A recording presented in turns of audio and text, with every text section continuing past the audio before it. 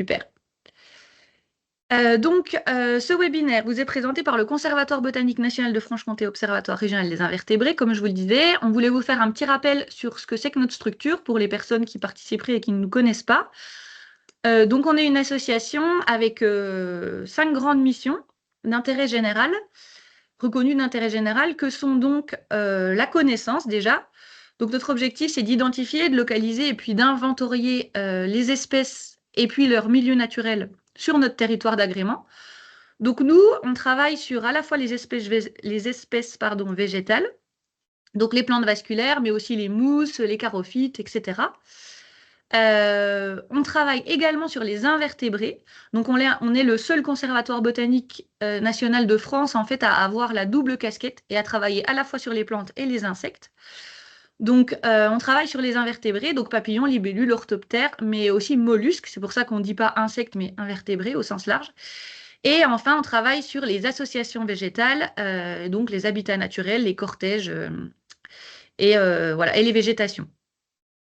Au-delà de la connaissance, on a également une autre mission qui est la gestion de données. Donc, c'est-à-dire que toutes ces informations de localisation d'espèces, etc., on a pour mission de les collecter et puis de les rassembler au sein d'une grosse base de données. Donc, bien sûr, il y a les données qu'on collecte nous en tant que salariés, mais il y a également les données qu'on arrive à rassembler de réseaux bénévoles comme vous. D'où l'intérêt pour nous d'être en lien le plus possible avec, avec des réseaux locaux et puis de vous offrir des formations, des sorties, enfin voilà, toutes ces choses qui vous permettraient de monter en compétences et donc par la suite de participer avec nous à l'inventaire des espèces sur le territoire. Donc la gestion des données, comme je disais, on a également le rôle de validation, c'est-à-dire qu'on a le rôle de s'assurer que ces données sont validées scientifiquement. Et ensuite, ces données sont rendues accessibles sur 2 portails web. On vient de changer d'outil tout récemment, vous l'avez peut-être entendu. Et ces portails web sont donc lobelia-cbn.fr, qui est le portail dédié à la flore, et lobelia-invertébrés.fr, qui est le portail dédié aux invertébrés. Mais j'y reviendrai plus longuement tout à l'heure. Parmi nos 2 autres missions, on a bien sûr tout ce qui est de la conservation des espèces rares et menacées. Donc, ça passe par la définition des priorités de conservation, l'établissement de plans de conservation ou même la mise en œuvre d'actions de conservation, de restauration, de réintroduction, par exemple, des analyses génétiques ou ce genre de choses qui nous permettent d'établir des suivis et puis de mettre en place des solutions. On a également tout un volet qui travaille autour des plantes exotiques envahissantes, donc des plantes végétales, des plantes, pardon, des plantes exotiques envahissantes. Voilà, avec la connaissance et puis l'animation des plans de lutte autour de ces espèces, comme l'ambroisie, la renouée du Japon, pour n'en citer que 2.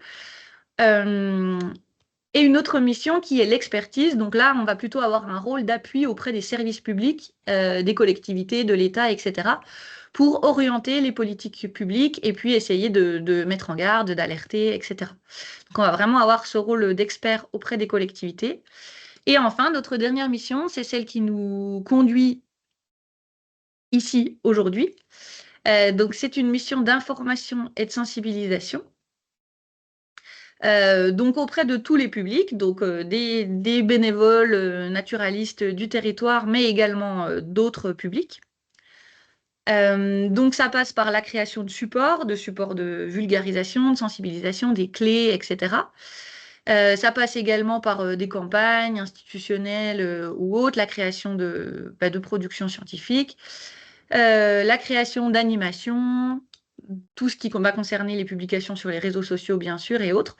Donc voilà, comme je vous le disais en introduction, n'hésitez pas à nous suivre sur nos différents supports, réseaux sociaux et sites internet, pour justement pouvoir être un petit peu informé de tout ce qu'on produit, des sorties par exemple, ou des ateliers qui seraient proposés sur le territoire, des autres webinaires qui sont proposés, mais également de tous les supports scientifiques qu'on pourrait mettre à votre disposition. Il nous arrive régulièrement d'éditer des clés, par exemple, de reconnaissance pour le terrain, ou ce genre de choses. Donc, si ça vous intéresse, ce genre de support, n'hésitez pas à nous suivre. Voilà, et rapidement pour terminer, sur notre équipe donc, au conservatoire. Donc, actuellement, on travaille sur les 4 départements de l'Aix-Franche-Comté, donc Doubs, Jura, Haute-Saône et territoire de Belfort. Mais à l'horizon 2026, on va créer un nouvel établissement qui sera associé à la Bourgogne. Et donc, on deviendra le Conservatoire botanique national de Bourgogne-Franche-Comté. Voilà, et on travaillera donc de concert avec l'équipe Bourgogne sur tout le territoire régional, cette fois pour le côté flore. Pour le côté invertébré, on restera sur la Franche-Comté uniquement.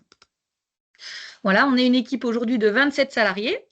Donc, on y retrouve des botanistes, des phytosociologues, des bryologues, mais aussi des entomologistes, donc des spécialistes des insectes, et des malacologues, donc spécialistes des mollusques, au-delà de l'équipe support avec la communication et autres missions. Et enfin, donc pour terminer, comme je vous le disais, donc dans notre structure, on centralise les données au sein d'un outil qui s'appelle Lobelia, qui est un portail en ligne auquel vous avez tous accès. Donc il s'agit d'un portail Flore pour lobelia-cbn.fr, et ça c'est un portail qui est créé en collaboration avec 5 autres conservatoires botaniques. Donc vous pouvez retrouver à l'échelle de tous nos territoires joints les données de plantes sur le territoire. Et on a, nous, développé un autre portail qui s'appelle donc Lobelia-Invertébrés, qui cette fois est spécifique à la Franche-Comté pour l'instant, puisqu'on est les seuls à avoir ce volet insectes parmi les conservatoires. Et là, donc, on y met également nos données insectes. Donc, il y a de la consultation, vous pouvez faire des cartes, visualiser des cartes de répartition de présence d'espèces. Mais surtout, vous pouvez aussi faire de la saisie, donc venir nous transmettre vos données, et ça, c'est très précieux pour nous. Donc, il vous suffit de vous créer un compte, et à partir du moment où vous avez un compte créé, eh ben, vous pouvez venir faire de la saisie. Voilà, donc n'hésitez pas à aller découvrir ces outils. N'hésitez pas à aller découvrir ces outils. Je vois juste une question sur les autres départements Portail Lobelia, donc je me permets de répondre. En fait, c'est tout simplement parce que, en fonction des conservatoires, on n'a pas tous fait les mêmes choix d'outils. Donc, les autres conservatoires ont d'autres outils de gestion de données qui ne sont pas Lobelia et chaque outil, en fait, a des points forts et des points faibles. Dans Lobelia, il y a des choses qui ne sont pas possibles, qui sont possibles dans d'autres outils de conservatoire, et à l'inverse, des choses qui sont mieux. C'est vraiment une histoire d'historique. En fait, les conservatoires sont des choses qui se sont développés vraiment de façon très hétérogène historiquement. Et donc, il y en a qui ont des outils depuis 30 ans, voilà, qui sont développés, qui fonctionnent très bien, d'autres qui ont des nouveaux outils, etc. Mais en tout cas, la Franche-Comté et la Bourgogne sont bien sur Lobelia pour le portail Flore. Voilà. Voilà. Et donc, après cette très courte introduction qui vous permet d'en savoir un petit peu plus sur notre structure et sur les gens qui vont vous parler là pendant 2 heures, je vais maintenant laisser la parole à ma collègue, donc Chloé de Gabriel, qui va vous faire cette introduction en fait à l'étude des libellules. Hein. Il ne s'agit pas du tout d'un webinaire expert, mais plutôt voilà, d'une session de découverte qui permettent d'avoir quelques clés, quelques astuces sur la reconnaissance de ces espèces en Bourgogne-Franche-Comté. Voilà, et puis on se retrouve en fin de webinaire. Je vous souhaite à tous une très bonne session.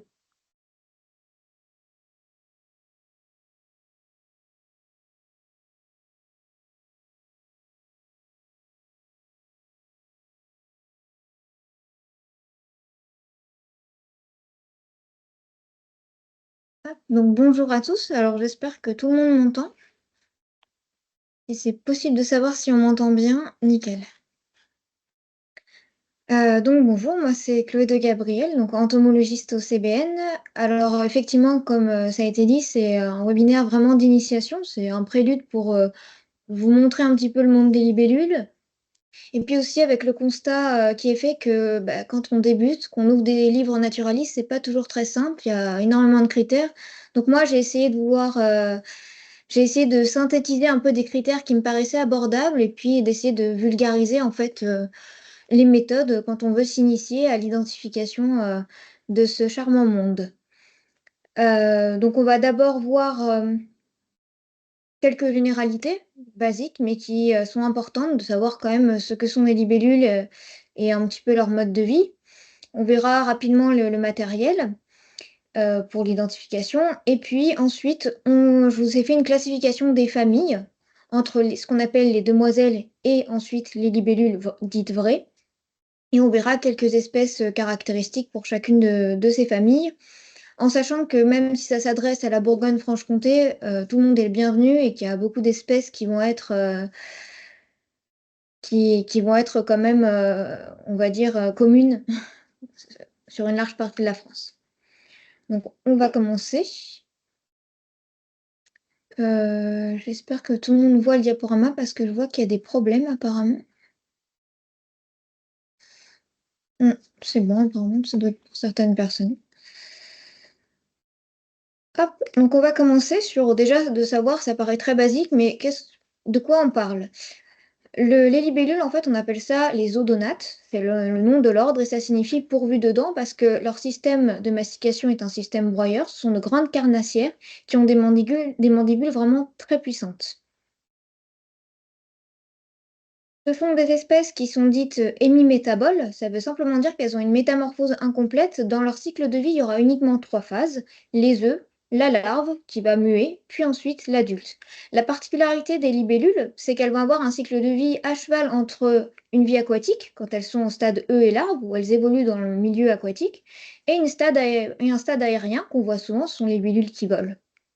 Donc c'est vrai que quand on parle d'ailleurs de conservation des libellules, il faut à la fois penser à préserver le milieu aquatique, mais aussi tous les milieux qui vont être connexes à ce milieu aquatique et qui sont terrestres.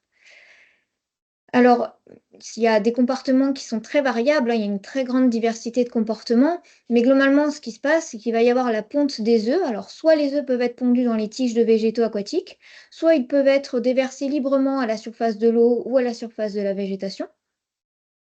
Ces œufs ensuite vont éclore, alors selon une phase plus ou moins longue, ça dépend des conditions météo, ça dépend des espèces, ça peut aller de quelques mois jusqu'à plusieurs années. La larve qui va ensuite sortir des œufs, elle va bien, faire sa vie. Là aussi, ça peut durer plusieurs mois, comme ça peut durer même jusqu'à une dizaine d'années dans l'eau ou dans des sédiments. Cette larve, elle va subir plusieurs mues, entre 10 à 13 mues en moyenne, mais ça peut aller jusqu'à 20 mues.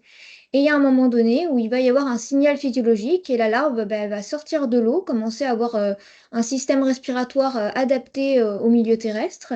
Elle va se positionner sur un support et elle va muer. C'est les fameuses exuvies qu'on peut voir des fois accrochées à la végétation. Elle va muer, l'adulte sort, il va maturer, il va être prêt à se reproduire et le cycle va continuer. Alors globalement, les adultes chez nous, ils ont une durée de vie beaucoup plus courte que la larve. Un adulte, généralement, il va vivre maximum, on va dire, 30 jours. Et puis, s'il y a des prédateurs, ça peut être aussi controversé. Hop. Alors, juste un petit focus parce que c'est intéressant. L'émergence, on peut l'observer par nous-mêmes. Ça peut durer de 1 à 2 heures en moyenne, mais ça peut être plus long, notamment quand il fait plus froid, quand il y a du vent. Donc, comme je vous le disais, la larve va sortir de l'eau, se positionner sur un support. Elle va ensuite commencer, la peau va commencer à se craqueler et la tête et le thorax sortent toujours en premier. Dans le corps, il va y avoir des fluides qui vont se mettre en mouvement et ces fluides vont permettre en fait de déployer les ailes, puis ensuite l'abdomen et enfin l'adulte va émerger totalement. Là, il est encore assez mouillé, il va sécher et il va prendre son premier envol qu'on appelle le vol inaugural. Alors à ce moment-là, l'adulte, il n'est pas mature, c'est-à-dire qu'il n'est pas prêt à se reproduire et on appelle ça un adulte ténéral. Ce n'est que quelques jours après où il va acquérir à la fois sa couleur, mais aussi où il va acquérir la possibilité de se reproduire et qui sera enfin mature. Au niveau de quelques exemples de pontes qui peuvent être intéressants, chez les demoiselles, souvent on a une ponte à l'intérieur des tiges. Les femelles, elles ont un instrument, on va dire, à l'extrémité de leur abdomen qui permet de percer la tige et de déposer leurs œufs. Ou alors, on a des pontes comme ici les sympétrums où le mâle tient la femelle et la femelle va lâcher librement les œufs dans la végétation. D'où l'importance aussi de conserver les végétations au niveau des berges. Oui. Oui, Il y a plusieurs personnes apparemment quand même qui ne voient pas le diaporama. Est-ce que tu peux juste éventuellement essayer d'arrêter le partage et puis de le relancer pour voir oui, pas de problème. si ça fonctionnerait mieux? Pas de problème. Alors, partage. Hum, Tu sais, le bouton pour arrêter le partage, il est tout Ouais, à gauche. c'est que ça buguait en fait. Je pense qu'il doit y avoir des problèmes au niveau du réseau. Hop, je refais un partage.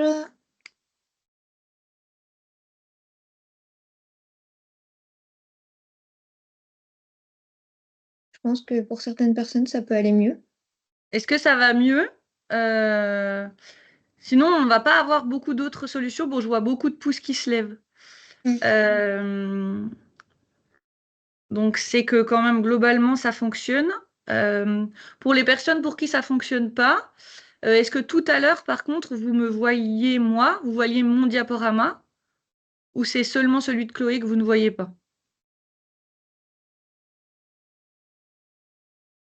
Non plus pour certaines personnes apparemment. Ah oui, vous avez vu aucun visuel depuis le début. Ok. Bah, pour les personnes qui ont vu aucun visuel, comme on n'est pas sur les mêmes réseaux, pas sur les mêmes ordis, je pense que ça viendrait probablement plutôt de vos connexions. Là, je saurais pas dire pourquoi. Donc, ce que je vous, voilà, si ça vous va de rester juste sur de l'écoute orale, c'est très bien. Et puis sinon, bah, de toute façon, la session est enregistrée, donc vous aurez la vidéo à retardement, ça c'est sûr. On va pas pouvoir vous proposer tellement d'autres solutions là pour l'instant, si ce n'est couper la visio et recommencer, relancer tout le monde. Mais là, ça me semble un peu trop risqué. Donc voilà, on va continuer comme ça. Je suis vraiment désolée, mais on va continuer avec ceux qui peuvent voir, essayer éventuellement de relancer, peut-être de changer de navigateur, pourquoi pas. Mm. Voilà. Et puis bah, pour ceux qui voient, tant mieux. Et puis sinon, voilà, pas d'inquiétude. De toute façon, on vous donnera le lien avec la vidéo après coup. Voilà, désolé. Toutes nos excuses pour ceux Oui, pour qui ça ne fonctionne pas. mais oui, pas d'inquiétude, le support de présentation sera à disposition et c'est justement, il a été créé en ce sens où vous pourrez même vous faire en fait vous imprimer certaines slides pour vous faire comme un petit livret de terrain si vous voulez commencer à vous initier. Donc on continue. Donc là, c'était les différents comportements de ponte. Et puis enfin, les odonates, en plus d'être carnassières, ce sont surtout des chasseuses très très efficaces. Elles vont avoir tout un panel de capacités morphologiques et physiques assez impressionnantes, à commencer par deux gros yeux qui sont constitués de beaucoup de facettes, ce qu'on appelle des omatidies. Et chacune de ces facettes peut capter des couleurs, des mouvements, des ombres qui vont restituer une même image, mais particulièrement efficace. Donc là, je vous mets 200 images par seconde. Chez nous, l'homme, c'est 60 images par seconde. Donc voilà, autant dire que nous, avec notre filet, on est très lent pour elle, en fait. Ensuite, ce sont des espèces qui ont une capacité aussi sensorielle importante, hein. C'est lié justement, elles ont de très très longues soies. Les soies, c'est en fait ce qui ressemble à des poils très piquants au niveau des pattes. Elles ont aussi des articulations particulièrement mobiles. Vous verrez souvent les libellules qui bougent la tête dans tous les sens et ça peut leur permettre d'avoir une vision en fait à 360 degrés. Et enfin, et ça c'est assez inédit chez les insectes, elles ont des ailes indépendantes. En fait, elles peuvent bouger les ailes postérieures et antérieures de manière individuelle. Ça leur permet de virer de bord, de faire du surplace et surtout, ben, les hélicoptères en fait s'inspirent de ça, elles peuvent reculer. Donc c'est quand même très efficace. Et on va continuer sur donc là, c'était pour ce qui était des libellules et on va continuer sur une notion importante parce qu'on entend souvent parler de demoiselles et de libellules vraies. Donc on va savoir comment les différencier parce qu'il n'y a pas qu'une histoire de taille. Tout d'abord, ce qui va permettre d'identifier les demoiselles qu'on appelle des zygoptères et et les libellules dites vraies qu'on appelle les anisoptères, c'est la disposition des yeux. Chez les demoiselles, les yeux sont très séparés et surtout la tête, elle a une forme rectangulaire. Tandis que ça se voit très bien, mais chez les libellules vraies, on a une tête qui est très ronde en forme de pomelo et les yeux qui vont prendre toute la place de la tête quasiment et qui vont être souvent collés.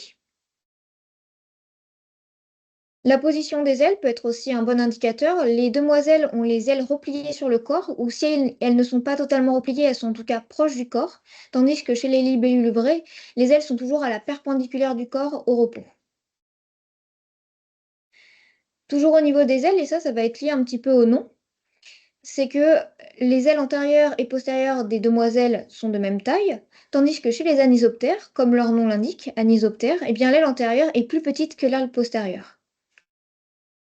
Et enfin, le critère de la taille, c'est un critère où il faut quand même le prendre avec des pincettes, mais généralement, les libellules, les demoiselles sont plus frêles et les libellules vont être plus trapues. Mais je vous mets quand même en garde avec un exemple ici de mâles de l'eucorine doteuse et de la cordula corfin qui sont particulièrement fins, qui sont particulièrement ténus et qui en vol pourraient faire penser à des demoiselles à première vue pour un débutant, mais voilà, d'où l'importance aussi toujours de multiplier les critères, ça c'est vraiment fondamental de jamais se fier à un seul critère. Pour une notion au niveau des chiffres, Et pourquoi l'importance aussi des libellules dans notre région?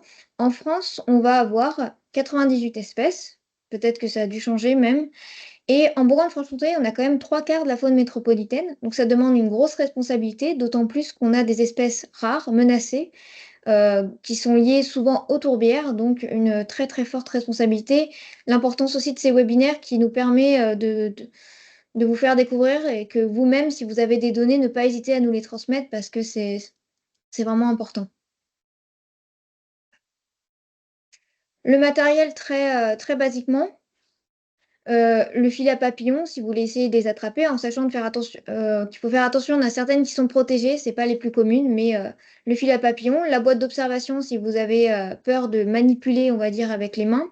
Des jumelles, c'est fondamental parce que souvent les libellules ne sont pas à portée de filet et un appareil photo. Alors pas un appareil photo de compétition parce que même une photo qui n'est pas de très, très bonne résolution, ça permet d'avoir, quand même, des critères qui pourront vous orienter en tout cas, vers la famille ou vers le genre. Et enfin, des ouvrages de référence que je vous ai mis un petit peu en fin de diaporama. Il y en a plein. Il y en a qui sont plus ou moins, compliqués. Je vous ai mis la jaquette de certains qu'on utilise. Donc on y reviendra, à la toute fin de ce diaporama. Hop, et puisque l'on va parler d'identification, maintenant il faut voir les critères, qu'on regarde et les critères, il y en a énormément, c'est même très difficile parfois. Donc moi, j'ai vraiment fait une synthèse de ceux qui me paraissaient les plus pertinents et les plus abordables. Donc déjà, une libellule, elle est toujours divisée en 3 parties du corps, hein, ça c'est propre aux insectes: la tête, le thorax et l'abdomen. Et la partie qui fait la jonction entre la tête et le thorax, on appelle ça le pronotum. Et la forme du pronotum, ça peut être un critère aussi, pour identifier des espèces qui se ressemblent. L'abdomen de la libellule, elle est divisée en 10 segments avec l'extrémité de l'abdomen qu'on appelle les cercoïdes. Et donc pour vous repérer, parce que des fois c'est pas facile de voir les segments, eh bien vous repérez ces cercoïdes et vous vous dites que juste avant, le petit segment ici, c'est le 10e. Au niveau de la partie plus antérieure du corps, on va avoir des particularités au niveau de ce qu'on appelle le front de la libellule, les moustaches en fait. Elles peuvent être absentes, elles peuvent être plus ou moins étendues, ça peut être un bon critère. Euh, J'espère que le diaporama fonctionne parce que je vois quand même pas mal de messages. Et non, ça marche quand même pour pas mal de personnes. Et alors un critère qu'il faut vraiment apprendre, je dirais presque par cœur, c'est cette bande antéhumérale. Alors elle s'appelle antéhumérale parce que juste en dessous, cette grande bande noire, alors je vais prendre un pointeur pour que vous voyez bien. Cette grande bande noire s'appelle la bande humérale et juste au-dessus, celle-ci, et juste au-dessus, la bande claire, c'est la bande antéhumérale. Et cette bande aussi, c'est un très très bon critère pour aller chez certaines familles ou certains genres. Et les pattes des libellules, bien toujours divisées en trois: le tarse, le tibia et le fémur. Et la coloration des pattes est aussi un critère.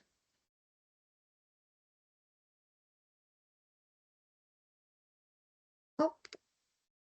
Et enfin, donc là, les ailes. Alors, il faut savoir que souvent, quand on regarde les ailes, c'est plus celle des grosses, enfin des libellules vraies, des anisoptères. Celle des libellules frêles, c'est plus difficile. Pareil, l'étude des ailes, c'est tout un monde parce que c'est un des critères les plus fiables, mais on va pas se mentir, sur le terrain, c'est difficile. Même quand on a une bonne photo, c'est pas forcément facile d'accès. Donc moi, je vous ai pris des critères qui sont facilement visibles en fait sur l'aile. D'abord, le critère qui est fondamental parce que c'est un très bon indicateur quand on débute, c'est le ptérostigma. C'est cette petite partie un peu plus épaissie qui sert notamment à stabiliser la libellule en vol. Il y a plusieurs fonctions, hein, pas forcément toutes décrites, mais ce ptérostigma. On a ensuite le bord de l'aile antérieure qu'on appelle la costale. Elle peut parfois être surlignée d'une certaine couleur. Le nodus, qui est ce petit épaississement au milieu d'aile. Et les cellules transverses anténodales, qui sont cette première rangée de cellules, où en fait, le nombre et le chiffre, si vous avez une bonne photo, peuvent vous aider aussi. Pour continuer sur les ailes, de structures qui peuvent être facilement repérables parce qu'elles sont d'une forme différente, c'est les triangles. Tout ce qui est en forme de triangle, ce qu'on appelle les cellules discoïdales et le triangle anal, donc en forme de triangle à l'extrémité. En fonction du nombre de cellules qu'il y a dans ces formes de triangle, ça peut aussi être de bons indicateurs quand vous hésitez entre deux espèces. Et en plus, qui se voient quand même assez bien. Et enfin, la coloration qu'on appelle la suffusion. En fait, c'est une coloration qui a des contours assez flous et qui va être présente chez certaines espèces. Et donc voilà pour les critères, en tout cas généraux. Ne pas s'inquiéter, le but, c'est pas d'apprendre par cœur. Comme je vous le dis, après, vous aurez le temps de digérer avec le diaporama, mais c'est pour vous montrer en tout cas de quoi on va parler tout à l'heure. Et puis, une dernière généralité qui paraît quand même importante, c'est qu'est-ce qui va différencier les mâles et les femelles.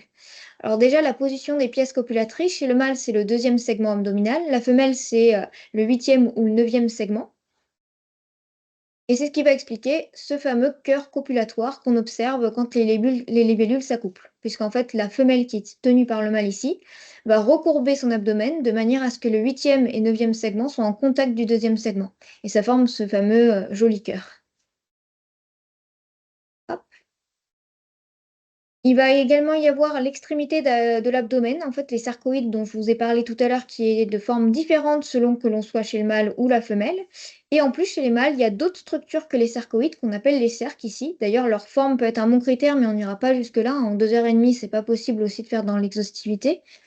Mais en tout cas, chez les mâles, il y a eu d'autres structures en plus des sarcoïdes qui leur permet finalement d'agripper les femelles pendant qu'ils s'accouplent.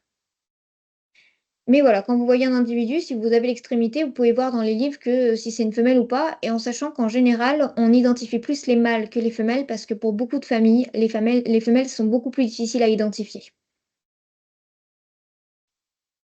Et enfin, et ça c'est le plus parlant, c'est le dimorphisme au niveau des couleurs. Beaucoup d'espèces ont des mâles et des femelles de couleurs très différentes. Là, on a une même espèce, l'artétrame bleuissant, avec le mâle et la femelle. Et une autre espèce exemple qui est caractéristique, c'est la crocothémis écarlate. Le mâle est complètement rouge et la femelle est ocre très jaune. Et avant d'entamer les familles, eh bien, deux faits très importants sur lesquels je vous mets en garde, ce sont les individus qui sont très très jeunes, qui viennent juste d'émerger, ce qu'on appelle les individus ténéraux. En fait, les mâles, quand ils viennent juste d'émerger, ils n'ont pas les couleurs acquises. Ils ont des couleurs de femelles. Donc, pour les reconnaître, souvent, ils ont un ptérostigma ici qui est très blanc, très clair. Ils ont des colorations très claires aussi. Donc, faire attention. Ici, c'est la même espèce. Et on a le pendant inverse avec les individus qui sont particulièrement âgés, puisque en fait, une libellule, tout au long de sa vie, va changer de couleur. Et quand elle vieillit, elle va devenir plus sombre. Et elle va acquérir ce qu'on appelle une pruinosité. C'est un aspect un peu poussiéreux, comme si vous la touchiez, vous auriez les mains pleines de cire.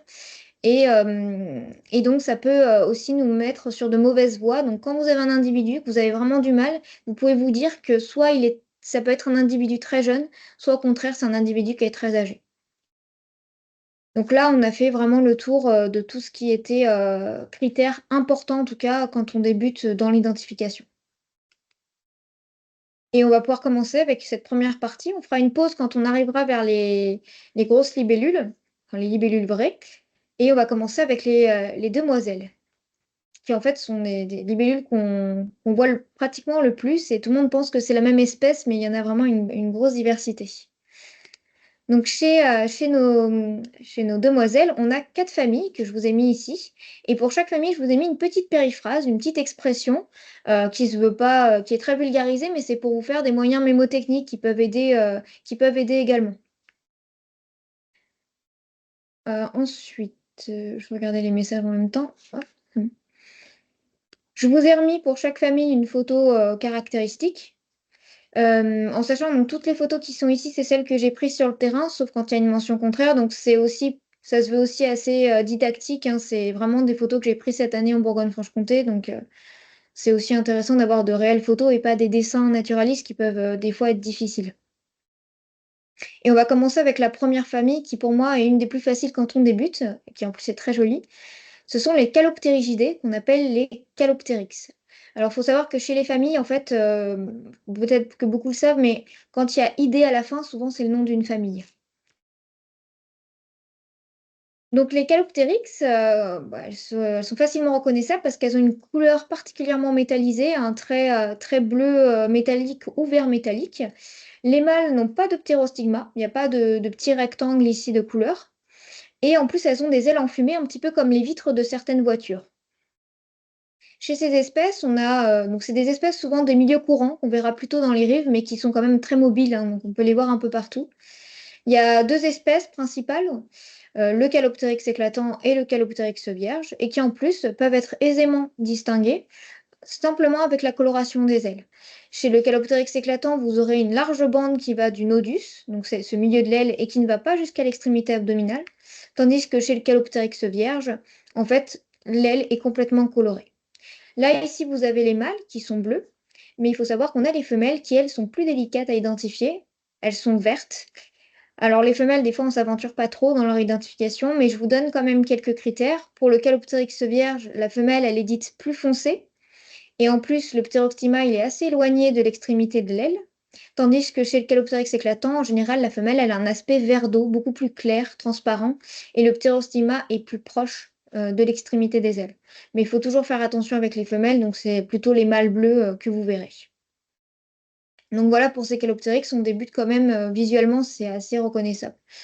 En sachant que je reviendrai pas là-dessus, mais le but, c'est pas non plus que vous alliez tout de suite identifier une espèce, mais au moins de savoir le genre ou le groupe dans lequel elles peuvent se classifier. La deuxième famille, donc les lestidés, ce qu'on appelle les lestes, c'est une famille qui a aussi une coloration métallisée, mais elles n'ont pas les ailes enfumées et elles ont des ptérostigmas. Ces espèces, elles ont la particularité d'avoir les ailes un petit peu entrouvertes quand elles sont au repos, sauf pour le lest brun, mais cette espèce, elle est tellement inconfondable qu'il n'y aura pas de problème. Et elles vont avoir des couleurs qui peuvent être vert, bleu pruineux. C'est des espèces qui sont dures à identifier, c'est pour ça que je vous ai fait 3 groupes pour débuter. Ça me paraît le plus simple. Avec d'abord le lest brun à droite. Cette espèce, elle est inconfondable parce qu'elle a une coloration ocre-marron. Et elle a la particularité, c'est la seule chez nous, de passer l'hiver à l'état adulte. Donc quand il fait un petit peu soleil en février, vous pouvez la voir voler près de certains plans d'eau.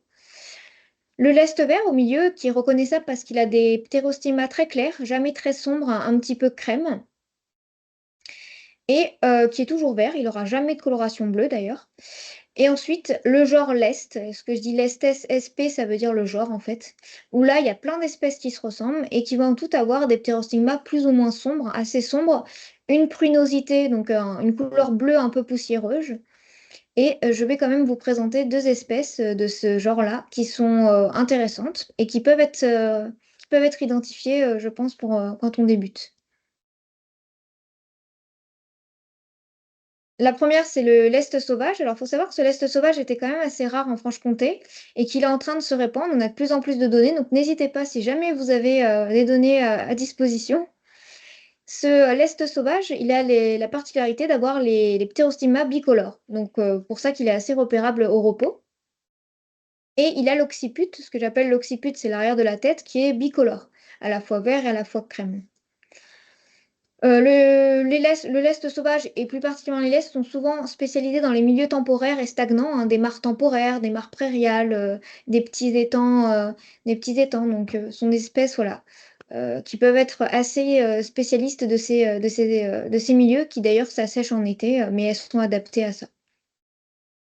Et la deuxième leste que je vous montre, c'est le lest verdoyant. Et comme vous le voyez d'ailleurs, chez beaucoup de lestes, elles peuvent avoir chez les mâles des yeux particulièrement bleus intenses, hein, c'est très très impressionnant. Et le lest verdoyant, il se reconnaît aussi parfois à ces ptérostigmas qui sont en fait assez brun clair, entourés de 2 bandes un peu plus crème. Et lui aussi, il a l'occiput bicolore. Donc voilà pour ces 2 espèces.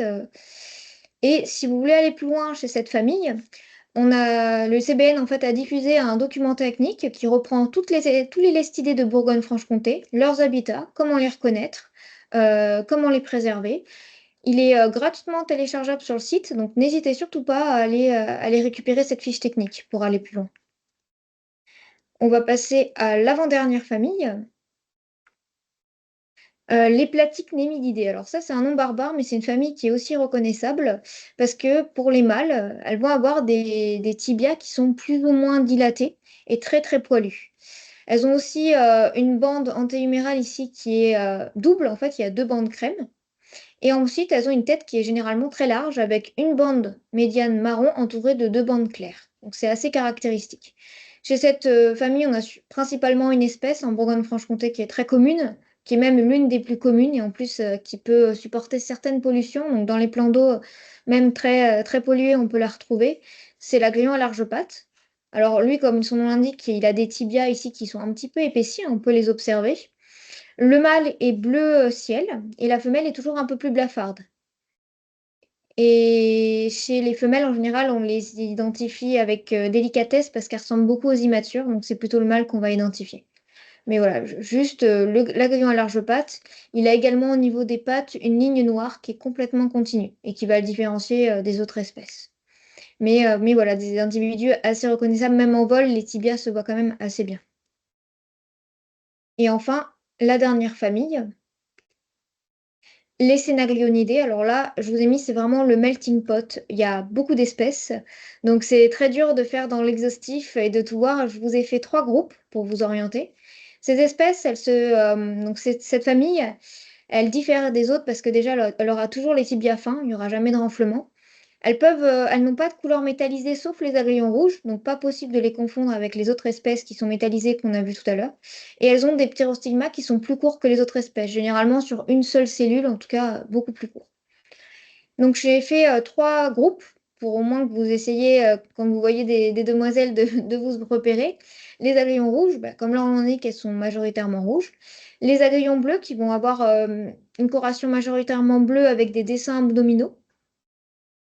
Et puis des agrillons beaucoup plus sombres qui sont généralement noirs avec quelques segments bleus. Pour les agrillons rouges, pas de problème, il y a 2 espèces et ces 2 espèces peuvent être facilement distinguées. La petite nymphe au corps de feu, qui est ultra commune, c'est une des espèces les plus précoces au printemps. On la voit voler assez tôt, hein, dès le mois d'avril s'il fait assez chaud. Et l'agrillon délicat. Alors, l'agrillon délicat, c'était une espèce qui n'était pas très commune en Franche-Comté non plus il y a quelques années et elle s'est vraiment répandue depuis. Elle progresse de plus en plus. Donc pour les reconnaître et les différencier, eh bien, chez la petite nymphe au corps de feu, on a des ptérostigmas et des pattes toutes noires, tandis que chez l'agrillon délicat, on a le ptérostigma et les pattes qui sont toutes rouges, ça se voit bien. Et puis le thorax aussi, qui est un très bon indicateur, c'est que chez la petite nymphe au corps de feu, on a une bande antéhumérale rouge bien visible, tandis que chez l'agrillon délicat, là, en fait, il n'y a pas de bande antéhumérale. Le thorax, il est complètement brun uni. Donc voilà. Et la petite nymphe au corps de feu, c'est une espèce qui est quand même beaucoup plus résistante, on va dire, dans les milieux, qui peut supporter une petite pollution quand même, par rapport à l'agrillon délicat est un peu plus fragile dans l'ensemble. Mais voilà, une espèce qui en tout cas se répand, donc c'est intéressant aussi d'avoir vos données si jamais vous le repérez. Chez les agrillons bleus, c'est assez difficile. Il y a beaucoup d'espèces, quand elles volent, elles se ressemblent toutes. Néanmoins, je vous ai fait 2 sous-groupes. Le genre Sénaglion est une espèce qui va se différencier beaucoup des autres grâce au thorax, qui est l'agrillon porte-coupe. En fait, l'agrillon porte-coupe, il se différencie des autres agrillons bleus parce qu'il n'a pas de petite ligne noire sous la bande humérale. Alors que chez les autres espèces, on aura toujours cette petite ligne noire sous cette bande. Il a également, l'agrillon porte-coupe, une bande antéhumérale qui est très, très large, tandis que chez les autres agrillons, elle est quand même très fine. Et cet agrillon porte-coupe, il a un deuxième segment pour le mâle qui a un motif qui est en forme de coupe. Il faut savoir que chez les agrillons bleus, il y a un critère souvent qui est mis en évidence, qui est effectivement un dessin qu'il y a sur le deuxième segment de l'abdomen des mâles. Mais il faut faire attention parce que ce dessin, il est très variable. Donc il vaut mieux multiplier plusieurs critères plutôt que de se fier qu'au dessin. Mais ça peut être une bonne porte d'entrée quand on a une photo. Et je vais vous présenter 2 agrillons bleus parce qu'il y en a un pour lequel on a quand même pas mal d'enjeux. C'est l'agrillon asté. Alors, l'agrillon asté, c'est un agrillon des milieux pauvres qui sont généralement pauvres déjà en poissons, très peu empoissonnés, souvent en altitude, dans des contextes un peu tourbeux. Donc, c'est une espèce qui est quand même localisée en France, hein, qui n'est pas la plus commune et qui est beaucoup plus fragile que les autres. Alors, cette espèce, elle a sur le deuxième segment abdominal une forme d'as de pique qui est rattachée à cette ligne. Et surtout, c'est le pronotum, en fait, la forme du pronotum qui est un bon indicateur, c'est qu'il y a une forme de V aplati. Ce que vous voyez en bleu, ça fait un V aplati. Parce qu'en fait, on peut le confondre avec une autre espèce qui, pour le coup, est très très commune et que je vous montre juste après, et qui est l'agrillon jouvencel. Cette espèce, vous la verrez partout. Elle est vraiment, c'est une des espèces les plus abondantes. Et c'est vrai qu'elle se ressemble beaucoup. Donc, il faut essayer de voir tous les critères qui peuvent permettre de les différencier. D'abord, comme je vous le disais, le pronotum, là, c'est implacable. Chez l'agrillon jouvencel, le pronotum, il est bien trilobé. Il y a bien 3 lobes qui n'ont rien à voir avec le V aplati de notre agrillon asté. Le dessin du deuxième segment est différent. En général, chez l'Agrion jouvencel, c'est une forme de U qui n'est pas rattachée au trait inférieur. Et enfin, la coloration de tous les segments est différente. Chez l'Agrion jouvencel, en général, la coloration, elle dépasse pas le tiers des segments. C'est une petite coloration noire. Chez l'Agrion asté, en général, la coloration, elle va au moins jusqu'à la moitié des segments. Donc, le but, c'est pas d'apprendre par cœur, bien évidemment, mais ça montre comment on peut, enfin, la démarche à mettre en place quand on a deux espèces qui se ressemblent et qu'on aimerait pouvoir les identifier. Et enfin, le dernier sous-groupe de tout à l'heure, c'est les agliones sombres, avec deux genres en fait qui se différencient. Le genre Ischnura, on appelle ça les Ischnures, qui ont des ptérostigmas bicolores, un petit peu crème et un petit peu noir, et qui ont des yeux aussi bicolores, donc clair dans la partie inférieure et puis noir dans la partie supérieure. Et les naïades, donc il y a deux espèces ici qui ont chez les mâles des couleurs particulièrement intenses des yeux, soit très rouges, soit très bleus, et qui ont des ptérostigmas qui, pour le coup, contrairement aux ichnures, sont totalement d'une couleur unie. Donc voilà pour nos demoiselles et la diversité qu'on peut observer. Donc ça montre qu'il n'y a vraiment pas qu'une demoiselle, mais beaucoup de demoiselles qui volent autour de nous. Et pas d'inquiétude, je vous ai refait un petit récapitulatif très schématisé et très synthétique avec les familles qu'on vient de voir, les critères et les sous-groupes que je vous ai fait de manière un peu vulgarisée pour que vous puissiez vous y retrouver. Et ensuite, on passera donc là à la deuxième partie qui sont les grosses libellules. On va pouvoir faire une pause pour que vous puissiez un petit peu digérer tout ça, en espérant que ça essaye de vulgariser un peu tout parce que c'est difficile de vraiment résumer tout ça. Mais voilà, on va faire une petite pause. Donc, je sais pas s'il y avait des questions vraiment particulières. Je viens de voir la question. Bien évidemment, ce tableau peut être utilisé dans les animations. Vous pouvez vraiment faire ce que vous voulez de ça, hein. C'est un support qui se veut vraiment un prélude, hein, pour commencer vraiment les libellules. Et voilà, utilisable à loisir. Il n'y a vraiment aucun problème. Il a été vraiment créé pour ça.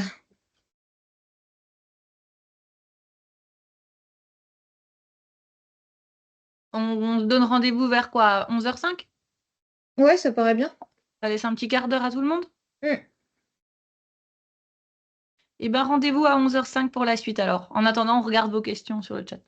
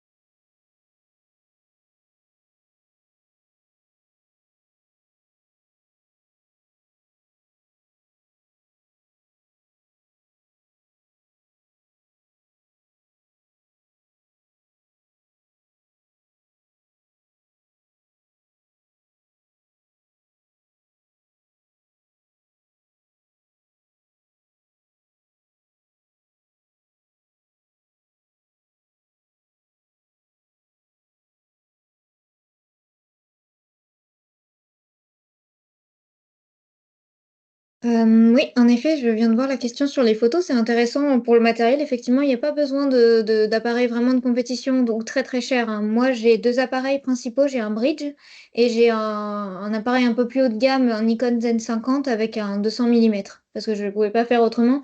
Donc après, c'est vraiment, il faut juste apprendre à manier son appareil et puis on peut vraiment faire de belles photos avec beaucoup d'appareils, hein. C'est pas besoin d'aller à 2 000, 3 000 € et de faire des photos. Ça demande beaucoup de patience pour certaines libellules, par contre.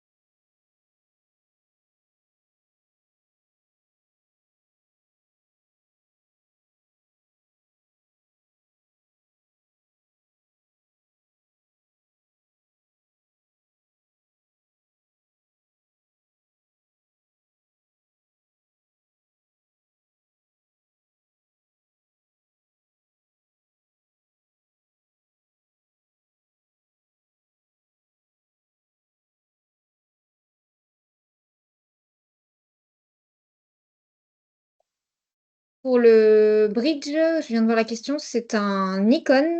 Je suis très Nikon, mais c'est un Nikon L320. Nikon L320 que vraiment, il a un mode macro, il est très très bien pour débuter et il est accessible. Et j'en profite pour dire que tous les contenus voilà, auxquels vous pouvez avoir accès sur les libellules en général, de la région, menacée ou pas, seront mis à disposition justement sur le site. Donc n'hésitez pas à aller sur le site du CBN, de nous suivre également sur les réseaux sociaux parce qu'on publie maintenant régulièrement et de regarder toutes les actualités. Il y aura tout qui sera mis à disposition pour vous.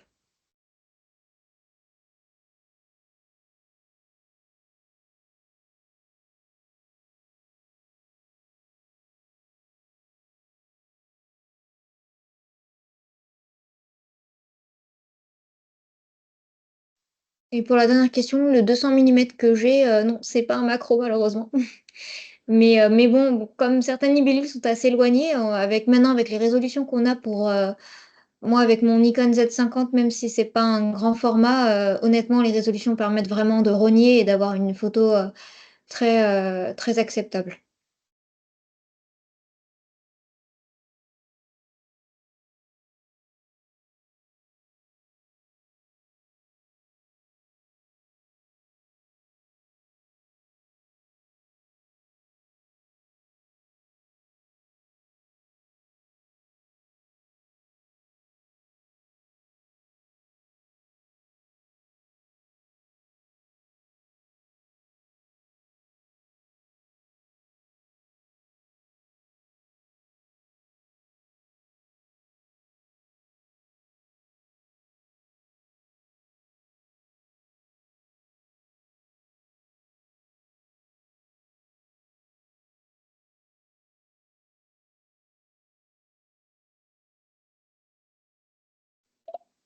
Et du coup, on va pouvoir reprendre. Il est 11h05, donc tranquillement. On va s'attaquer à nos libellules vraies. Il y a un petit peu plus de familles, mais ça va aussi montrer une très très grande diversité pour ces libellules-là, qui sont parfois très impressionnantes.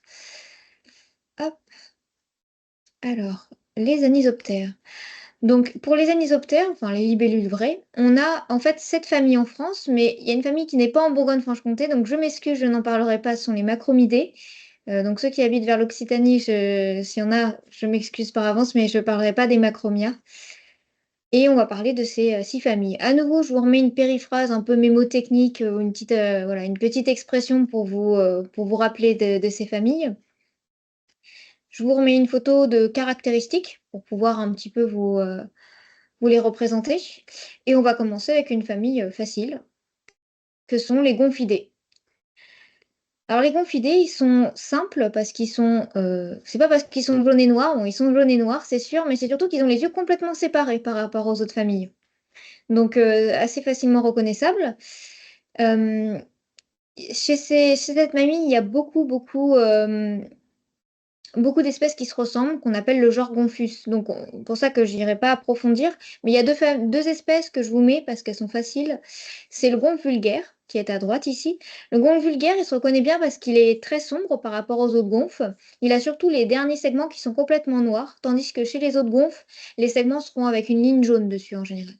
Il a également un abdomen, on voit, qui est en forme de massue. On a vraiment l'extrémité qui est beaucoup plus épaisse que le reste de son abdomen. Et à gauche, vous avez le gonf à pince, qui est, comme son nom l'indique, en fait, le mâle, il a une sorte de crochet à l'extrémité, une sorte de pince. Vous le voyez très souvent parce que c'est un très grand vadrouilleur, donc on peut le retrouver vraiment très loin, des fois, des zones humides. Et cette espèce, elle est annelée, donc elle a des formes, des motifs un peu noirs en forme de torpille.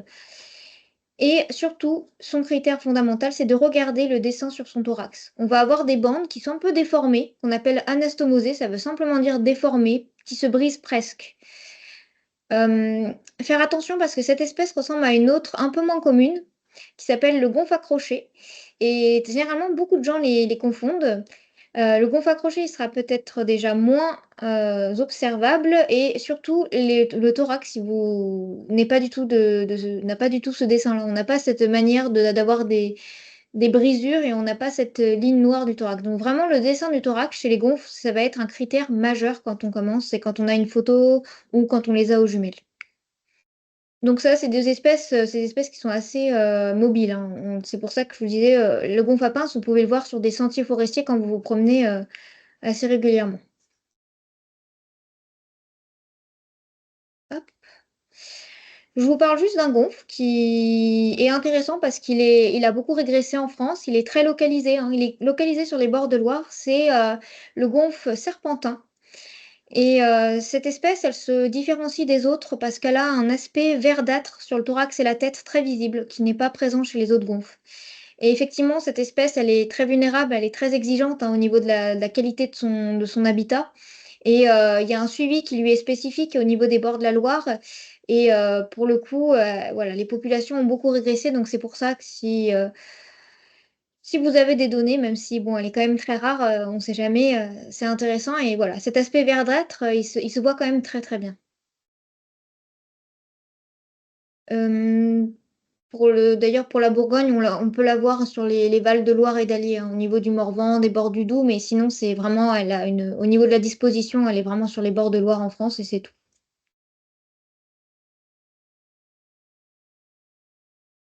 On passe à la deuxième famille, alors qui est de la même couleur. On a toujours ce côté jaune et noir, mais contrairement au gonfle, là, le corps est noir avec des motifs jaunes, tandis que chez les gonfles, en fait, on avait plutôt un corps jaune avec des motifs noirs. Et surtout, ce qui les différencie des gonfles, c'est qu'elles ont les yeux très rapprochés, hein. On n'a pas du tout des yeux très séparés. Les yeux sont en contact au niveau d'un seul point, donc ça fait un petit peu, si vous voulez vous donner une idée, des lunettes de plongée pour la piscine un petit peu.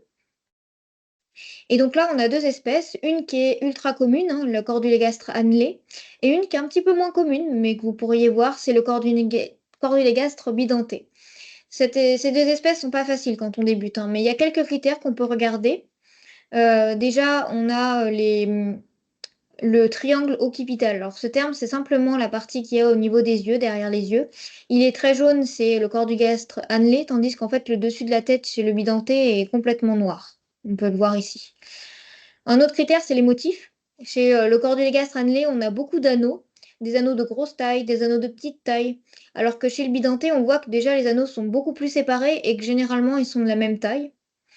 Et enfin, on a un dernier critère plus difficile, mais si jamais vous avez une photo, c'est le triangle anal, en fait, ici, qui a 3 cellules chez le cordulégastre bidenté.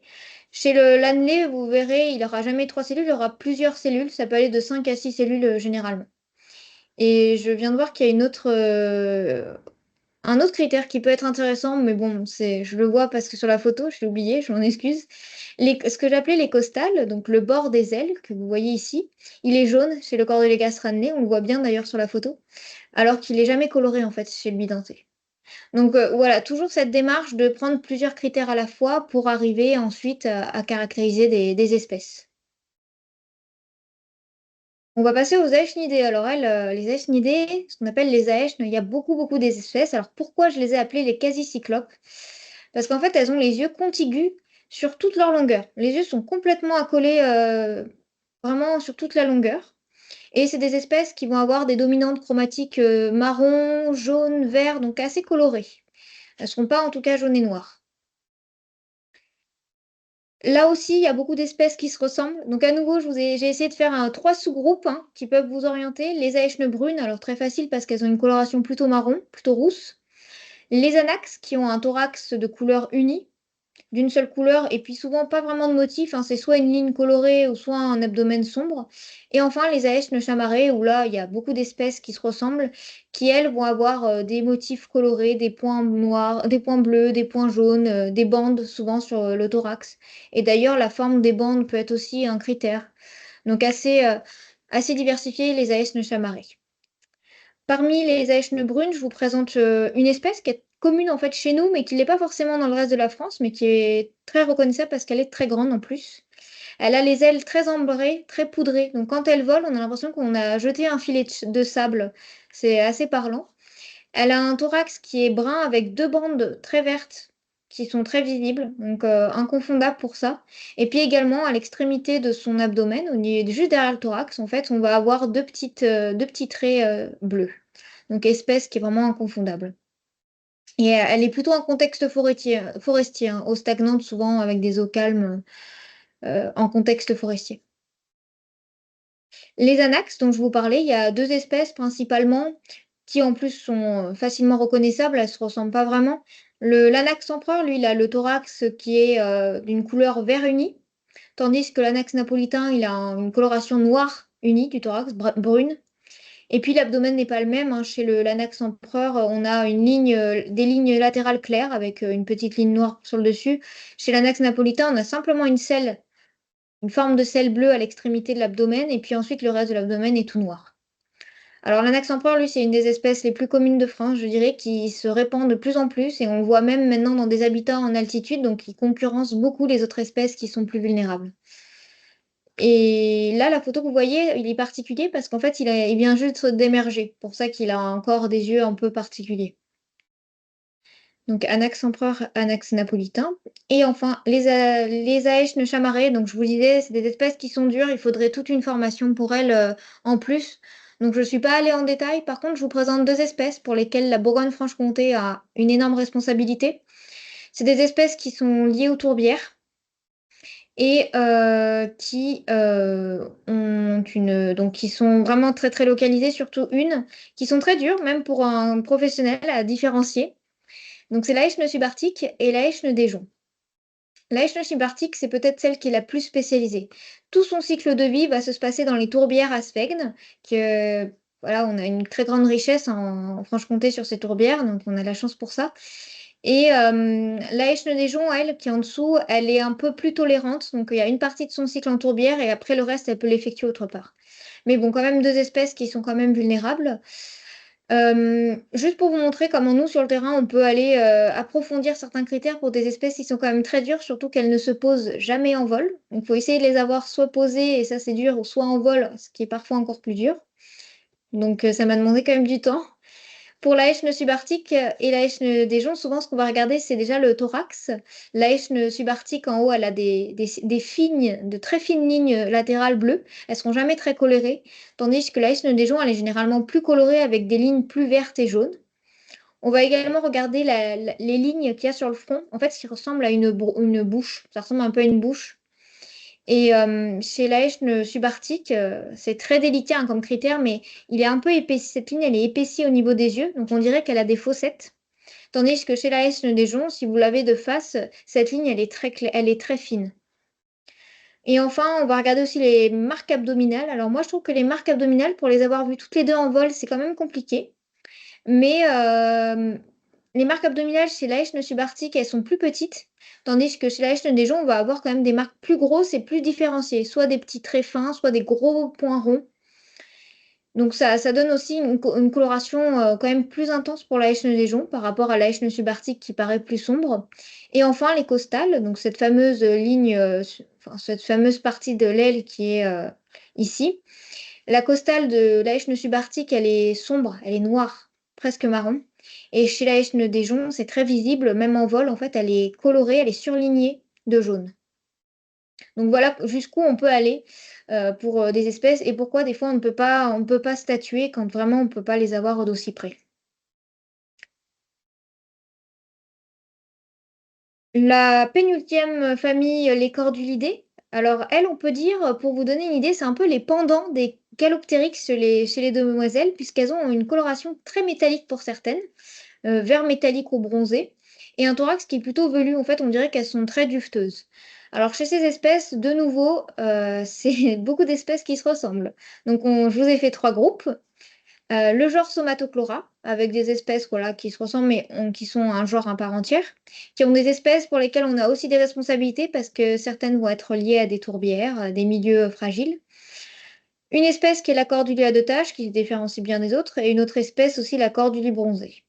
Donc voilà pour ces trois sous-groupes. La corduli bronzée, c'est une des espèces qu'on a qui sont les plus communes, que vous voyez souvent patrouiller, parce que c'est des espèces qui se posent très rarement, hein. Elles patrouillent beaucoup au niveau des plans d'eau.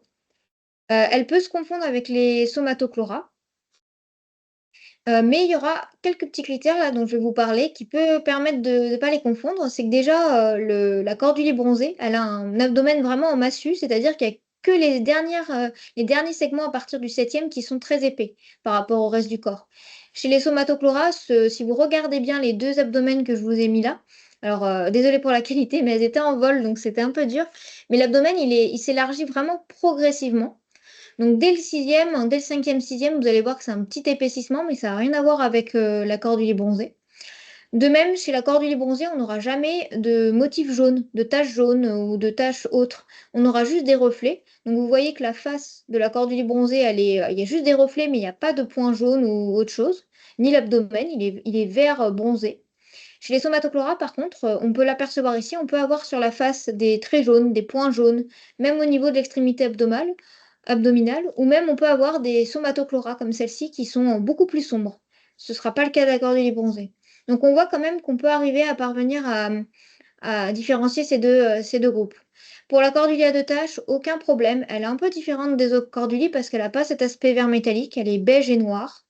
Et sa petite particularité, c'est qu'aux ailes postérieures, elle a des petites taches noires. Hop. Et je vais quand même vous parler d'une petite somatochlora qui est très intéressante.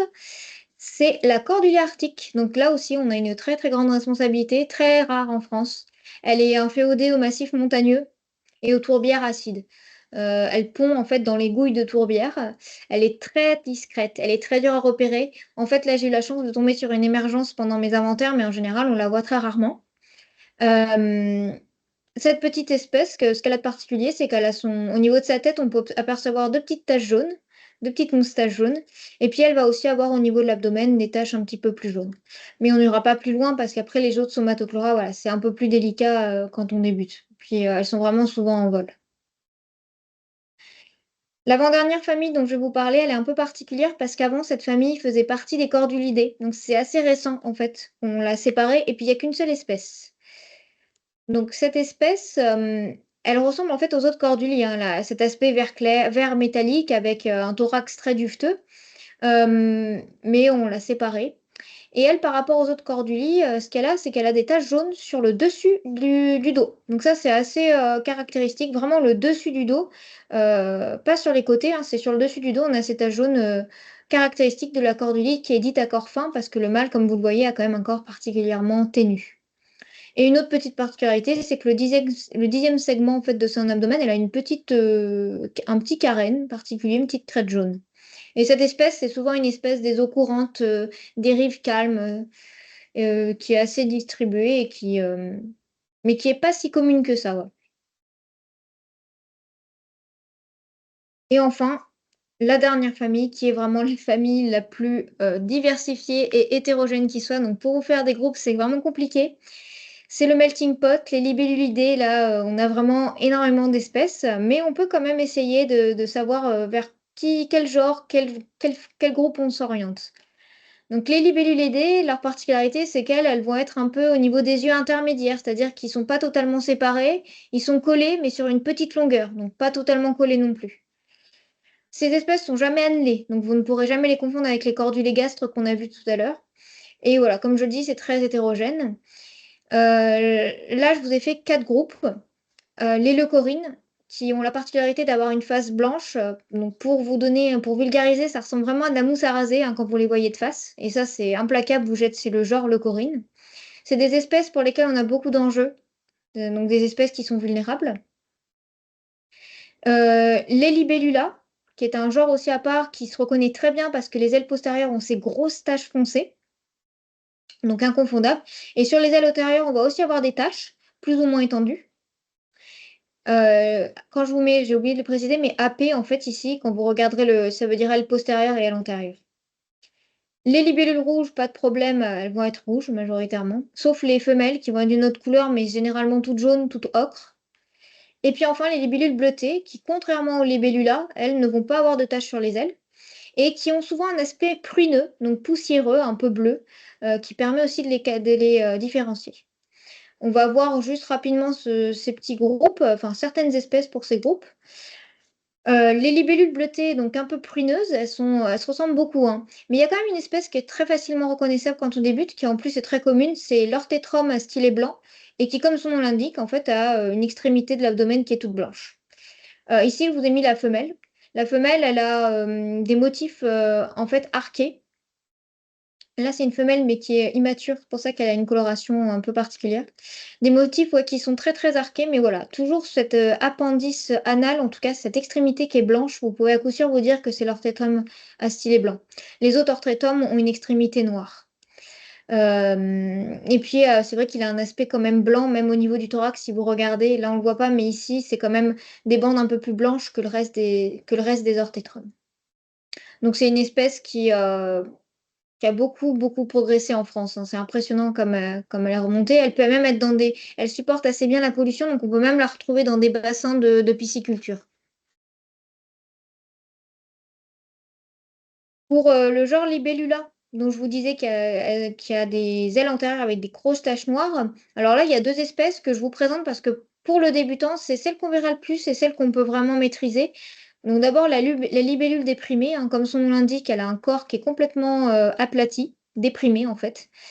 Et là, vous avez un net dimorphisme avec la femelle et le mâle qui est bleu. Donc là, pour ces espèces, il n'y a pas trop de difficultés. On va dire qu'elles ont des taches noires épaisses à la fois aux ailes postérieures, mais aussi aux ailes antérieures, qui sont bien visibles. Et puis c'est vrai qu'au niveau de l'abdomen, il n'y a vraiment aucun problème. Cette espèce-là, elle aussi, elle supporte des pollutions qui peuvent être importantes hein, dans les cours d'eau. Donc vraiment, si vous avez un cours d'eau pollué, c'est peut-être une des seules que vous verrez voler encore. Donc il y a vraiment certaines espèces qui sont quand même tolérantes, mais ça va être aussi les plus compétitives.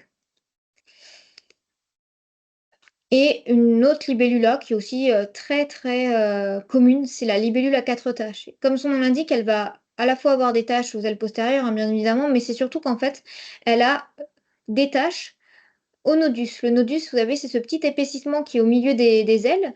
Et en fait, elle a une tache, un point noir épaissi à chacun de ses nodus, d'où le nom d'A4 taches.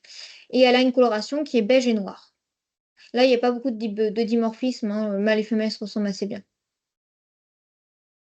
Et elle a une petite coloration jaune sur l'extrémité, mais ça, c'est pas très caractéristique. Mais voilà, cette espèce, si vous voyez en tout cas 4 points bien dessinés, là, vous pouvez vous dire que c'est celle-ci. Hop, les leucorrhines. Donc avant-dernier sous-groupe, les leucorrhines, comme je vous dis, c'est un genre qui a beaucoup d'enjeux chez nous. 4 espèces en Bourgogne-Franche-Comté qu'on sépare généralement en fonction des extrémités abdominales de nouveau. On a les leucorrhines à cercoïde blanc, donc qui va avoir l'extrémité blanche, et les leucorrhines à cercoïde noir qui vont avoir l'extrémité noire. Elles ont d'autres critères qui les distinguent, c'est que celles qui ont des cercoïdes blancs, les mâles vont avoir une coloration un peu bleue, bleu et noir, tandis que celles qui ont des cercoïdes noirs, les mâles sont plutôt noirs avec des taches rouges. Pour chacun de ces sous-groupes, donc avec cercoïde blanc et avec cercoïde noir, on a deux espèces à chaque fois. La leucorrhine à large queue, la leucorrhine à fond blanc et la leucorrhine agrothorax et la leucorrhine douteuse. Trois de ces espèces sont plutôt liées à des milieux stagnants, donc des étangs qui sont pauvres en nutriments. Euh, il y a juste la leucorrhine douteuse qui, elle, est liée aux tourbières. Donc, à nouveau, un enjeu important parce que souvent, quand c'est lié à ces milieux-là qui sont quand même fragiles, voilà, elles sont très localisées et beaucoup plus rares. Faire attention, donc là, je vous parle des mâles. Mais les femelles, en fait, de ces leucorrhines ne sont pas du tout comme les mâles, elles sont noires avec des taches jaunes. Donc elles vont avoir à nouveau avoir soit l'extrémité blanche, soit l'extrémité noire, mais par contre, elles se ressemblent beaucoup. Donc là, l'identification est plus délicate, en sachant que les femelles, vous les verrez très rarement au niveau des cours d'eau, elles se baladent plutôt dans les champs aux alentours. Donc c'est plutôt les mâles qu'on retrouve. Et comme je vous le dis, c'est des espèces quand même qui sont localisées, hein. On ne les voit pas non plus partout. Et pour aller plus loin avec ces leucorrhines, pour ça que je ne vais pas trop m'appesantir dessus, mais vous avez à nouveau le CBN qui a publié une fiche technique qui est disponible gratuitement et téléchargeable sur le site avec les 4 espèces, leur répartition, comment on les identifie et comment les protéger, quelles sont les menaces et comment les protéger. Donc surtout ne pas hésiter à aller voir ce guide technique. Et enfin, on va terminer sur le dernier sous-groupe de ces libellulidés, les libellules rouges, donc avec d'un côté le genre Sympétrum, où là il y a beaucoup d'espèces qui se ressemblent. Et souvent, pour les identifier, il va falloir regarder le thorax, les sutures thoraciques, qui vont être plus ou moins importantes. La coloration des pattes aussi va être un critère. Mais on n'ira pas approfondir non plus dessus parce que certaines espèces sont quand même délicates au premier abord. Et puis à droite, vous avez une espèce qui, elle, par contre, est inconfondable, mais malheureusement, quand on débute, généralement, les gens pensent que c'est un Sympétrum. Et en fait, c'est la Crocothémis écarlate. Et elle se reconnaît parce vous voyez bien, elle a un abdomen qui est complètement plat, alors que chez les Sympétrums, l'abdomen n'est pas plat, hein, on a un abdomen plutôt fin. Et en plus, elle est toute rouge. Donc même le thorax, même les pattes sont rouges. Chez les Sympétrums, le thorax, il a d'autres couleurs et les pattes sont noires ou alors sont jaunes, parfois. Et je vais juste vous parler d'un Sympétrum parce qu'on a on a aussi un Sympétrum qui n'est pas très très commun dans le reste de la France et qui pourtant est commun chez nous. C'est le Sympétrum noir. Donc important parce que il a des populations en Europe qui se sont effondrées, hein. Donc il est passé en fait d'espèces en quasi menacées en fait maintenant. C'est une espèce qui est vulnérable. Et il est très reconnaissable par rapport aux autres Sympétrums parce que, comme son nom l'indique, il va avoir une coloration majoritairement noire. Le mâle, il est complètement noir avec un petit peu de jaune. Et la femelle, elle a une large bande noire sous l'abdomen, des grosses sutures thoraciques qui sont très soulignées, hein, comme si on avait mis du mascara ou du bondex ou du bondex. Et ces sutures, en plus, elles dessinent trois petits points jaunes. Donc vraiment, cet aspect très noir comme ça, on ne le retrouve pas chez les autres Sympétrums. Et je vous ai mis un focus ici sur cette petite lame que vous voyez, c'est ce qu'on appelle la lame vulvaire. Ça aide en fait les femelles à déposer leurs œufs, notamment sur la lame d'eau ou dans la végétation, pour certains Sympétrums. Et elle est perpendiculaire au reste du corps. Chez d'autres espèces, elles peuvent être rabattues contre le corps. Donc ça peut aussi vous indiquer, vous permettre de vous orienter en tout cas, ou de dire non, ça peut pas être cette espèce, c'est celle-ci. Mais voilà, le Sympétrum noir, un enjeu et vraiment une très très belle espèce pour lesquelles on a un suivi également. Et de nouveau, je vous ai fait, parce que c'est quand même dur à digérer, un récapitulatif avec les familles qu'on vient de voir, leurs caractéristiques et les groupes que j'ai un petit peu créés qui sont un peu artificiels mais qui quand même vous orientent au départ et qui est disponible toujours. Pour aller plus loin, n'hésitez pas à aller sur le site du CBN, de nous suivre sur les réseaux sociaux, hein, parce qu'on va même faire des publications cette année qui vont faire écho à ce webinaire pour aller plus loin. N'hésitez pas également à aller voir le site du plan régional d'action en faveur des libellules, parce que voilà, qui est porté, qui vous expliquera ce qu'est un plan régional d'action et les libellules qui sont concernées avec de nombreuses ressources. N'hésitez pas non plus à aller voir l'Atlas dynamique des odonates de France, c'est génial comme site. Vous rentrez une espèce et vous avez sa répartition, vous avez sa progression depuis une vingtaine, voire une trentaine d'années. Donc ça, c'est un super site.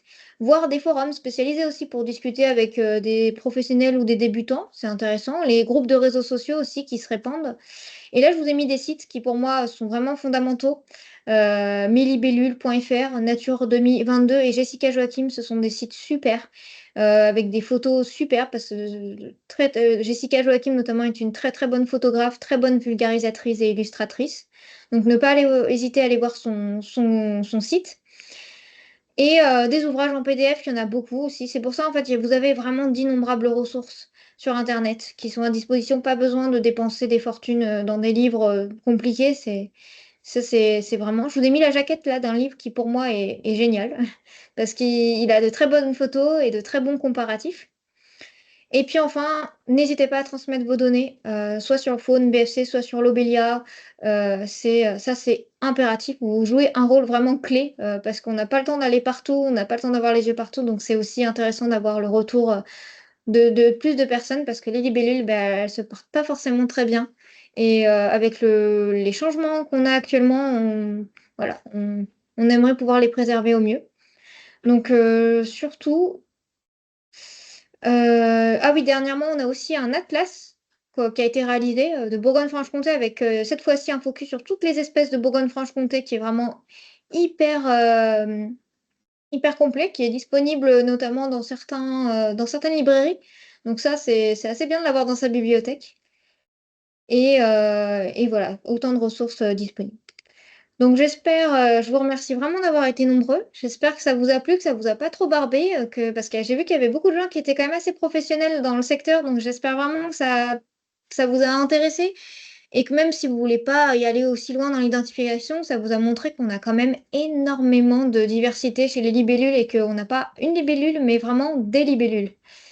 Donc voilà, et qu'on a une faune française exceptionnelle, qu'on n'a pas besoin d'aller dans les pays tropicaux, hein. Ça, je vous assure pour le coup. Donc voilà, vraiment un grand merci. C'était une première à la fois pour le CBN et pour moi, donc je suis quand même très, très contente d'avoir réalisé ça.